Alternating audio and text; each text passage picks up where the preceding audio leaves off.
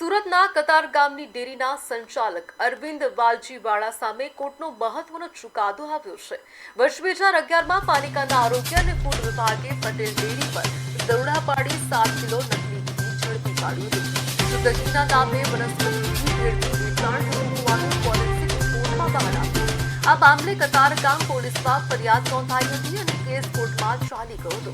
બંને પક્ષોની દલીલો બાદ કોર્ટે આરોપીને તકસીરવાર ઠેરવી 1 વર્ષની કેદ તથા 10,000 રૂપિયાનો દંડ ફટકાર્યો છે।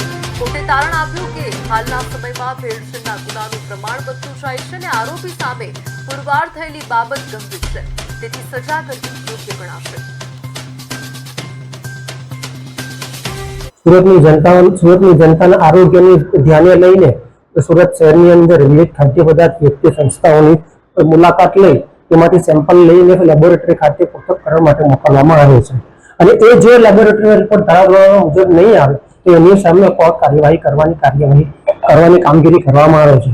જેના અનુસંધાનમાં 2011માં કતારગામ સિંગલપર રોડ પર આવેલ પટેલ ડેરી એન્ડ પ્રોવિઝન નામની સંસ્થાની DR બ્રહ્મભટ્ટ સાહેબે મુલાકાત લીધેલી હતી।